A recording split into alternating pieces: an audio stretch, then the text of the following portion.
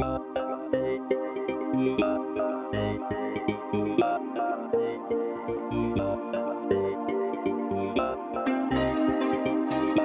welcome to Exporting Your Expertise, whatever that means.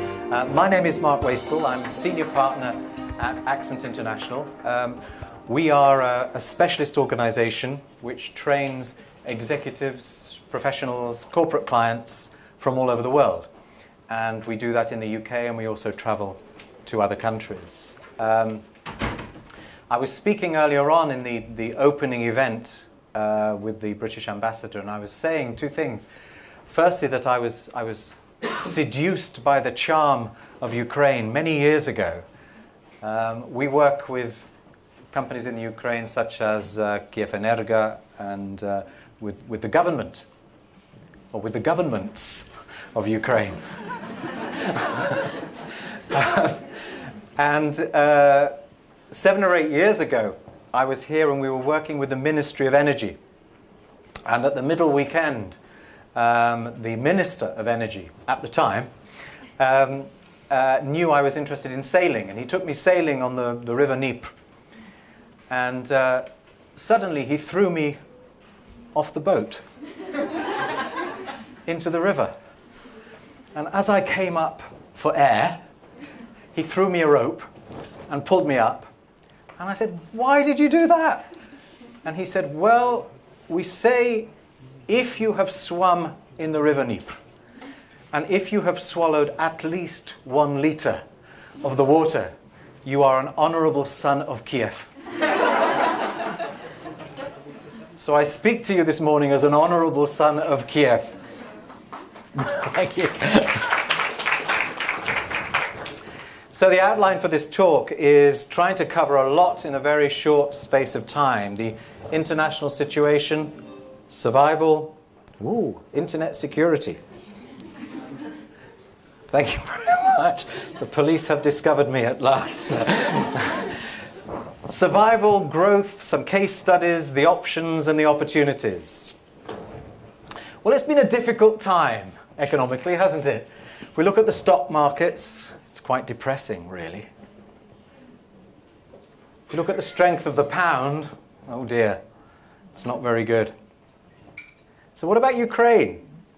Well, if you look at Ukraine over the past 20 years, if we look 20 years ago, you can see, I hope, that the majority of the GDP for Ukraine was based upon manufacturing. More than 50%.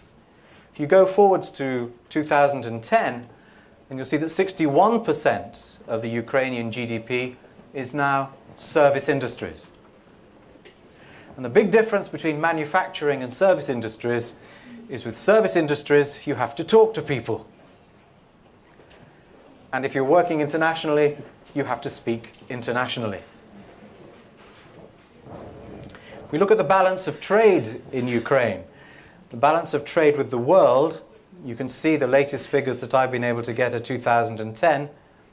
And you can see that imports and exports leave a negative balance with the world. And within the EU, you have a positive balance,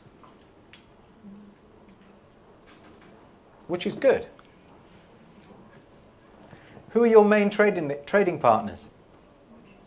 Russia, 32% of import-export activities are with Russia. EU, 29%. Okay? So your relation with Russia is very good, most of the time. With the EU, it's very good, but the European economy is not very good. So who's your next partner? China, Belarus, Turkey, USA, and so on. How are you going to communicate with your third biggest partner? Unless you speak Mandarin, English is a good option. So when you're in a time of survival, as we are now in a time of survival and recovery, I used to be a mountain climber when I was younger and stupid. More stupid than I am now. We used to have a survival pack to enable you to survive in difficult situations. And I think it bears comparison with the economic situation now. So, first of all, what you need is a positive attitude in a survival time. If you go around to everybody saying, oh, it's terrible, we're all going to have no job, it will probably be true. If you go around with a positive attitude, not stupidly positive, but reasonably positive, things are going to look a little bit better. When you're on the mountains, you need to look for opportunities. How are we going to get out of this difficult situation? What's the way forward for us? So we need to look for opportunities to take us out of this situation. And we need to find the best place to go. The best place to go. That was a lovely tune from a phone there. If you wouldn't mind switching your phones off, I've done the same. I was recently in Moscow, and I was teaching the president of Alrosa, which is now it's the biggest diamond company in the world. It's just overtaken De Beers. And I was spending a week teaching him presentation skills, because he had to do presentations on CNN and Bloomberg television. And during his final presentation on Friday, we'd been working up to this the whole time, his phone rang. And I said to him, Fyodor, what are the 2 golden rules for giving a presentation? The first is, for a man, check your zip. And the second is, switch off your telephone. And he looked at me rather distractedly and said, excuse me, Mark, Mr. Putin. I can't compete with Mr. Putin. So, excuse me, find the best place. The next is, when you found the best place, have a strong support system, both inside your company and with your partners and clients around the world. The next is to show people where you are. It's no good producing the best product in the world if nobody knows about it. And in all of those, you need communications. And if you're working in an international environment where you need to look for new markets, communications include language skills very, very much. So let's look at the global language. The global language is English. It's not because of Britain. Originally it was because of Britain, when we were Great Britain. We still call ourselves Great Britain, but it's a lie. It's now because of the United States and Microsoft, and Coca-Cola probably, that we are a global language. But because of that, 700 million speak English as a first language, 400 million speak English as a second language. And you can see the percentages in the world that speak English. 85% of international institutions use English. If you look at the global economy in 2010, you can see that English was responsible for 28% of transactions within the global economy. Chinese is next, 23%. Anybody here speak Mandarin? Okay. The use of English today, it used to be the case that you studied English in order to speak with Great Britain or the United States. It's not true anymore. And you can see from that slide that 74% of communication in English in the world is from non-native speaker to non-native speaker. If you want to work with somebody from Spain, you'll probably both do it in English. English in Europe. You can see there that the percentage of population claiming to speak English in Europe, at the top you have Malta, Netherlands, Sweden and Denmark. Down at the bottom, Poland, Spain, Turkey, Bulgaria and Hungary. Ukraine is at 25%. So you're a lot better than Poland, Spain, Turkey, Hungary and Bulgaria. But there are more above you than below you. If we look at world wealth, 1990, that was the situation. The big three, so that's United States, Europe and Japan, were responsible for 55% of the wealth in the world. The projections for 2050 are that. 60% Asia. The big three have decreased to 12%. So you, as Ukrainians, are going to have to communicate with Asia, as we all are. And English is an Asian language. If you look at, you probably know the acronym BRICS, the BRICS countries, which are Brazil, Russia, India, China, and South Africa. Those are the developing markets and the markets that we all want to work within. So English as an Asian language, if we look at India, the national language is Hindi, but only 48.5% read Hindi, and only 31% speak Hindi, their national language. If you look at English within India, 35% read English, and 16.5% speak English. They have a head start on the rest of the world in speaking English.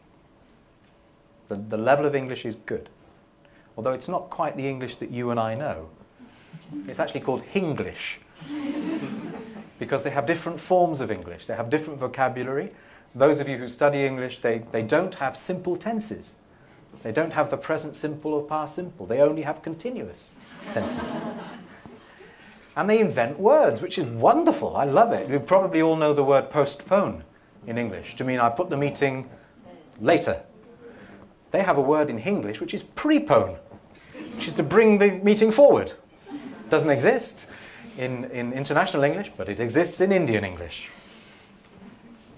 In China, two things to worry about for them as competitors. In China, every child from the age of 6 has 15 hours a week of English.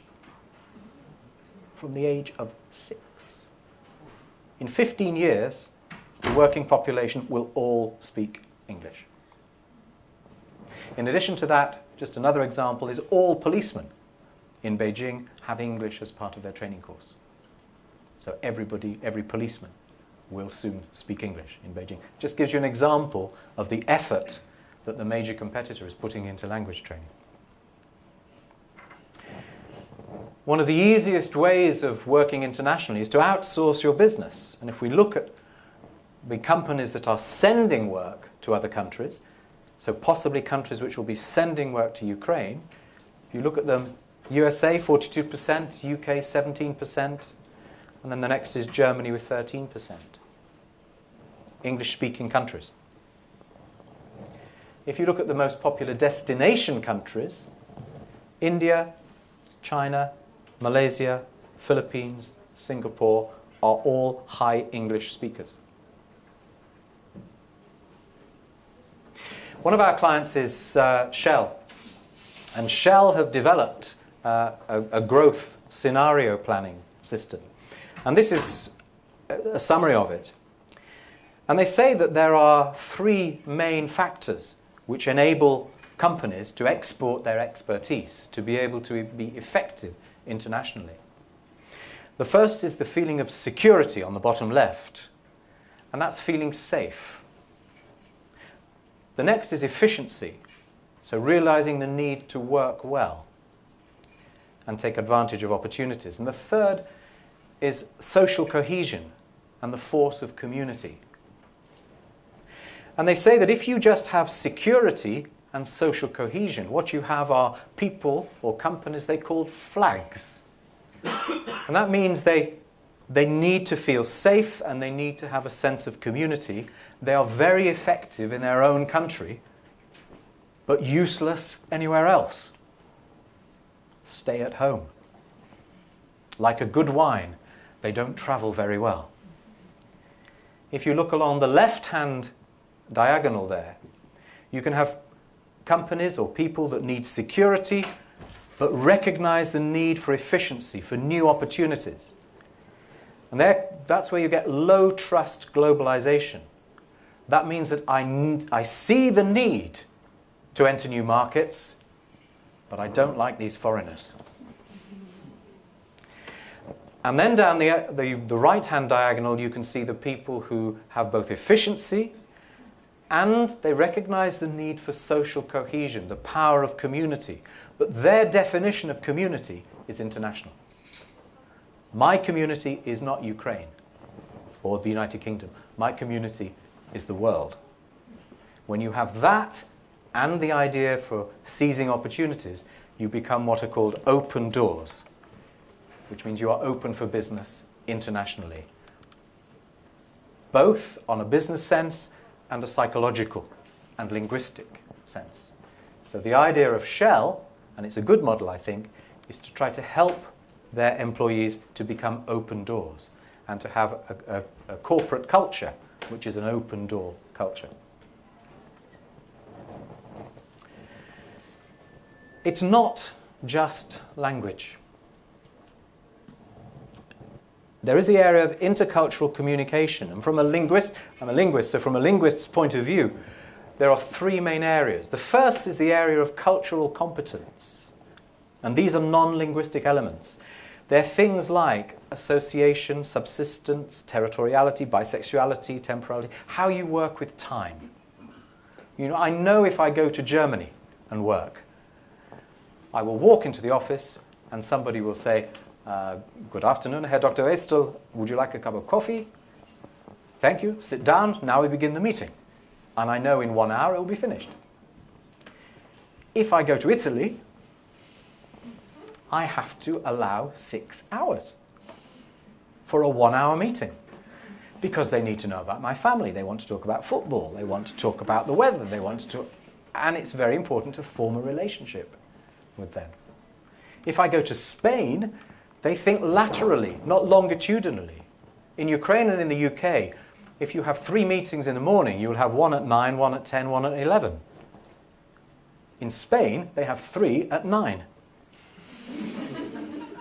All at the same time, in the same office.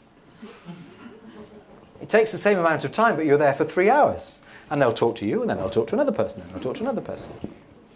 It's very different. That idea of time is very, very different. The middle one, linguistic competence, where you know the structure of the language and can use it and be competent in it, is very, very important. But it's the easiest one to teach. The one in the middle, communicative competence and socio-linguistic elements, is the most difficult. And these are things called paralinguistics and extralinguistics, which are things like colours. What do colours mean? Eye contact, which we call optics. You know, I know in some countries if I don't make eye contact, I'm in trouble. I know in some countries if I do make eye contact, I'm in prison. You have to know which one. It's things like distance, smell.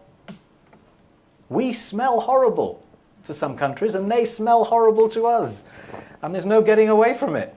You know, if we work with African nations have a different smell. And to a European nose, it's not nice. We are exactly the same to them. We smell of milk. And they go, ooh, you smell of milk. You have to recognize that. Not be offended when you're in their car and they open the window. But distance as well. Distance is a very strange thing. Let's see. Can I have a volunteer? Let's have a volunteer. Would you like to volunteer? Would you like to stand in where you feel comfortable? You're comfortable talking to me there? That distance? Yes. Yes? Yes. Okay. What about if I move here? Is that comfortable for you? No, it's a bit too far, is it? Okay. Well, that's how it would be in Scandinavia. Okay.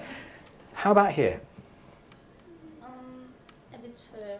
A bit further here. And here? No. You'd have problems in Italy. Okay. Now, what about shaking hands? If we shake hands, I'm meeting you at a business meeting, an important business meeting, and I shake hands. How do you do? Okay. That's all right, is it? How about this? Shake hands? How's that? It's not so good, is it? Okay, let's try this one. Shake hands. How's that? Not feeling great, are you? No. Okay, we'll try one more. And how's that? The same thing, yes. Okay, thank you very much indeed. Can we have a round of applause? A very brave lady there. So distance and contact are difficult. I remember doing a lecture, doing a seminar for the Bank of China in Beijing. And I had a senior manager there, and I was doing exactly that exercise with him. Chinese have two problems. One is that they like distance, so they like the Scandinavians. The second is it's very bad for them to say no. So as with you, as I came up closer, I was saying, is this okay? Is this okay? And the Chinese senior banker was saying, yeah, yeah, yeah. But everybody in the audience could see that he was saying, yeah, yeah, yeah. You need to know little things like that. Let's have another situation. Could you come out here? How do you do? Okay, good. Right. What's your name? Sorry. Inom. Inom. Hello, nice to meet you. I'm Mark. Okay, we've just had a business meeting. Okay, and we're going for a coffee. Is that okay? Yeah. So we can go for a coffee. You're happy? So we walk for a coffee like this. That's all right. You're happy with that? Yeah. Good. Okay, let's come back here. Okay. Now, Imam, we've had a great meeting. We're going for a coffee. Yes? Okay, should we have a coffee? Yeah. Okay, let's go. How's that? Whoa. No, you're not happy with that. Okay, you've got a problem there. Okay. So southern Mediterranean, you've got a problem. Okay. Now we're going for a coffee. You're happy for a coffee? Yeah. Okay, let's go. Let's go. Yeah? It's very different. Thank you very much, Imam. Can I have a round of applause for Imam? So in southern Mediterranean, and especially the last one was in Arabic countries, you could have a problem. Because if you've just had a really good negotiation and they say, let's have a coffee, and they hold hands like that, and you go, what's happening here? All of your negotiations probably go down because of that. All right, so we're talking about the life cycle of an international team. If you get to the stage of having an international relationship, how does it work? Well, these are the normal stages of an international team where you have the different phases. Phase 2 is the area where you need, it's the very vital stage where you can have integration or you can have exclusion. In an international team, you have 8 factors to manage. You have different cultural norms, different levels of commitment, different expectations, different leadership styles. We work with BP in Germany. Oh, it's the police again. BP in Germany, it was a company called Aral, a German company, and BP, the British company, took it over, and they started suddenly running meetings in the British way. And it didn't work, because the British way would be to ask a question. Would you like to give us your report? In German, it's give us your report. So the Germans thought the British were very weak, and the British thought the Germans were very arrogant and aggressive. And it was just a question of language there. Different cultural status. Some countries look down on other countries, and some countries look up to other countries. And there is a different hierarchy depending upon which country you live in. There's a geographic spread. There are professional cultures. In some countries, an engineer is a very, very well-respected job, a high level with doctors, lawyers, and so on. In other countries, it's not. And finally, language fluency. If you're an HR manager or a training director, there's always the question of return on investment. If I invest in a language course, what am I going to get? And it's very difficult to say. I was with the HR director of Deutsche Bank in Frankfurt, and they said to me, Mr. Waistell, if we send a manager to you for 2 weeks, how many words will they learn? So I said 427 and won the contract. Because I thought, if you can ask a stupid question, I can give a stupid answer. And I won the contract because the University of Manchester only said 260. So I won that contract. But it's a ridiculous question, isn't it? Language is not just about words. So if we have any training managers or HR directors here, I'm going to do your job for you. Here is the bottom line. Corporate English language skills. What is your turnover? Let's look at a big company. 50 million euros turnover. What percentage of turnover do you think should be spent on training? The average across the world is 2%. What percentage of your turnover is export? Let's say 20%. So, what is your export turnover? 10 million. How many people are involved in the export side? Let's say a few, 100. What percentage speak competent English? Let's say 40% of that 100. So, how many people speak competent English? I think you'll agree it's 40. How many more people need to speak better English? Let's say 50% of the remaining 60. 30. What percentage of turnover do you think should be spent on training? Do you remember? 2%. So what is 2% of only your export turnover? 200,000 euros. Are you really spending 200,000 euros on appropriate English language training? Probably not. And how do you know that you're making the best possible use of any investment? In any other management training service, you have a consultant. Very few companies employ a language consultant. And one of our jobs, we are divided into 5 parts, one of our jobs is as a consultant to companies and to governments. And we find that we can save them money and increase their efficiency. So where are we? We're in the new context. The problem with English language training for business people is that someone says to you, okay, you've got to go and learn English.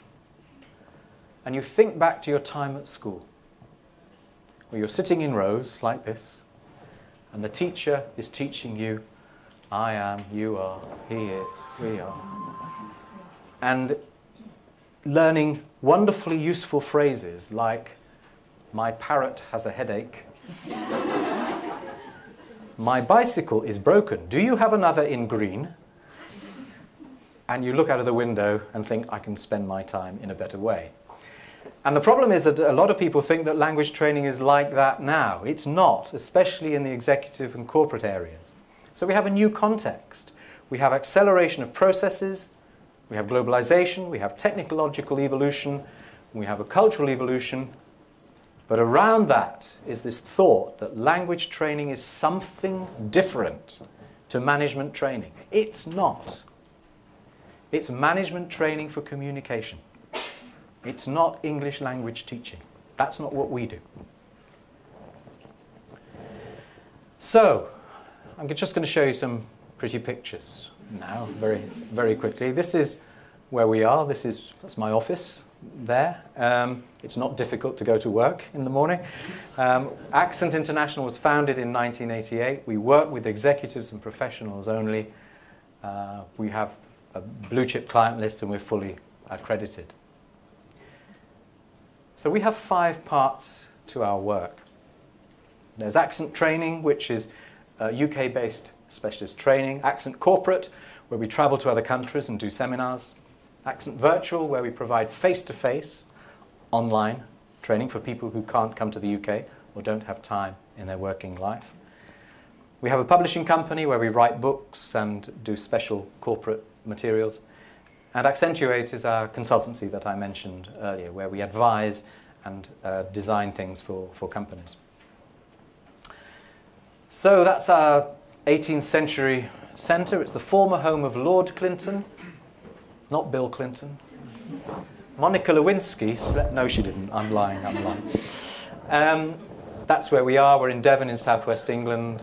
It's a UNESCO World Heritage Coast, the English Riviera. It's quite a nice place. Dartmoor is, we have 2 national parks nearby. If you've heard of Sherlock Holmes and Agatha Christie and Sir Francis Drake, that's the area of England where we are. We have small groups, maximum of 4. We have combination programs. We have one-to-one training programs from 20 hours to 50 hours a week.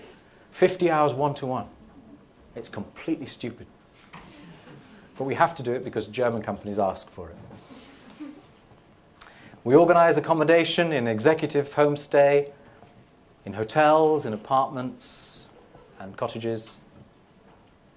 We do things like English and golf, which is great for companies because if you say to a manager, you've had a great year, as a bonus, I'm going to send you to study English. But if you say, I'm going to send you to study English and golf, the company's very happy with the English and the manager's very happy with the golf. We do Accent Virtual, which is face-to-face online training, as I mentioned. And it's not Skype. Everyone says, is it Skype? No, it's not Skype. It's a special platform we've developed, and you have an interactive whiteboard which comes up, and you can put notes up. You can have groups or individuals. You can record the whole thing. You can upload audio material or video material. And you can have, for example, for a sales team which has a manager in Paris, one in Helsinki, one in Madrid, one in Frankfurt, they can all come together and have a training on English for sales in the same class. So it works quite nicely. Our consultancy I've spoken about, where we advise people how to make the best use of their money and how to save money. I recently done a consultancy job for, can't mention the name, shall I say a large Italian car manufacturer. I'm sure you can have an idea, but I'm not mentioning the name. And they were spending €500,000 a year on language training, and they weren't happy with it. And so I went in and I discovered two things. One was the reason it was not working was they had 88% absenteeism. And it was in nobody's interest to tell anyone, because the managers who should have been learning English weren't there, so they didn't tell anyone. The teachers were having a great time sitting in a classroom reading the newspapers, so they weren't telling anyone. The language provider was getting money for nothing, so wasn't telling anyone.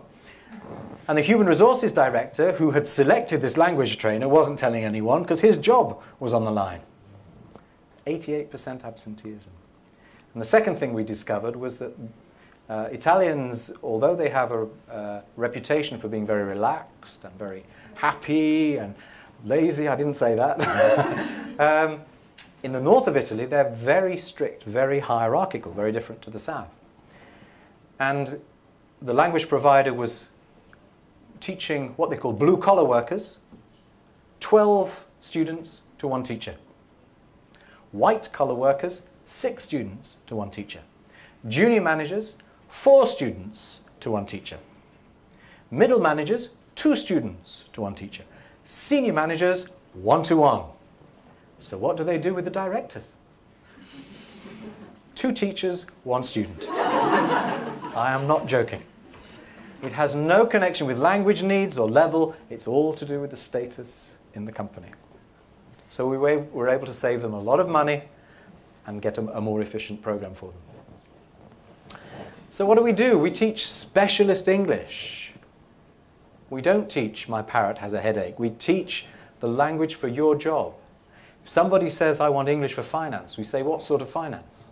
And they say banking. We say, okay, what sort of banking? They say retail banking. They say, okay, what sort of retail banking? So it's very, very specialist. In the last year, we discovered we'd actually taught specialist English from A to Z, including, I promise, yogurt production. Everybody says, yogurt production? Yeah. If you've heard of Danone or Müller, those are 2 of our clients.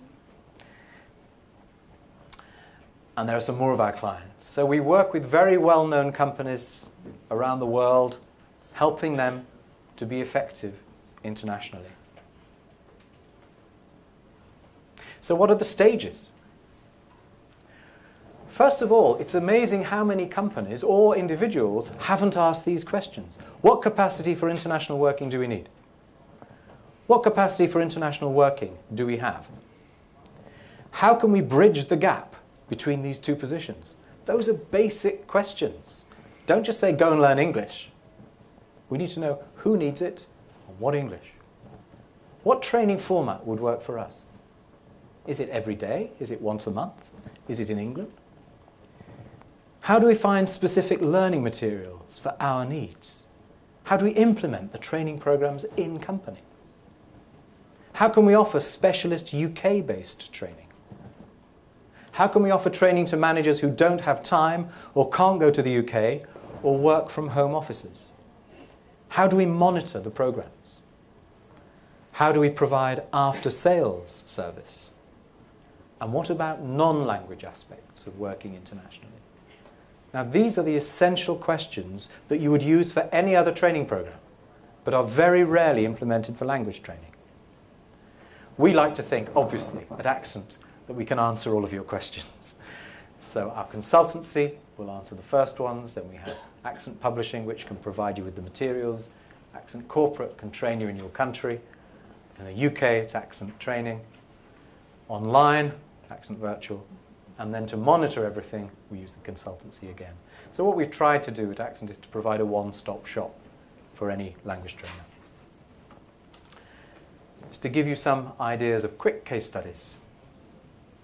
ArcelorMittal, they had a merger producing 320,000 individual companies in 60 countries. We can now include people from around the world without a language barrier because they made English their company language. Deloitte. In 2000, Deloitte declared English to be its official language.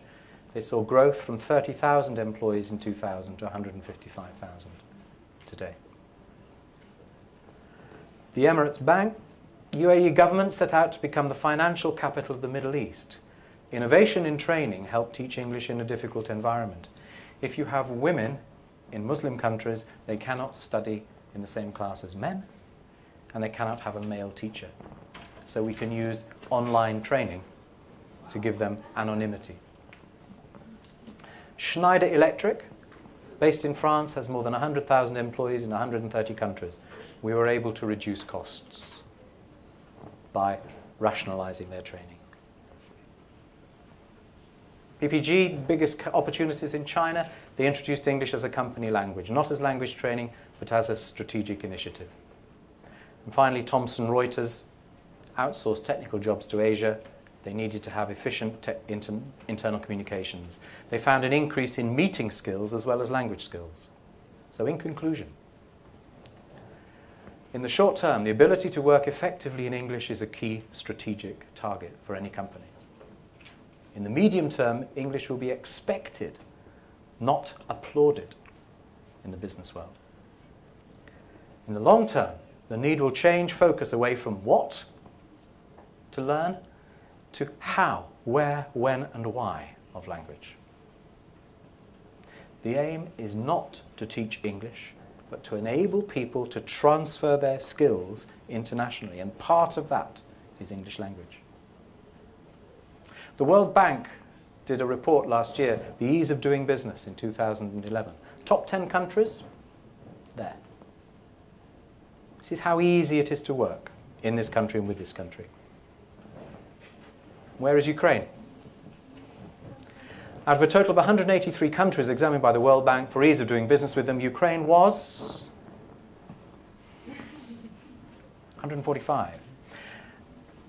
If you look back to the top 10, the one thing that is common amongst them is that either they are mother tongue English or that they have a very high level of second language English within the country. And it's not a coincidence that one of the factors in the World Bank report was communication.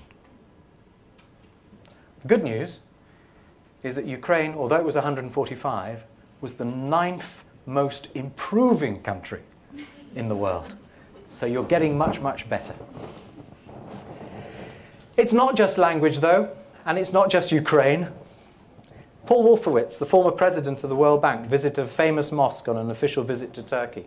I was recently in Istanbul, and they told me this story. He arrived and he had to visit a mosque representing the World Bank.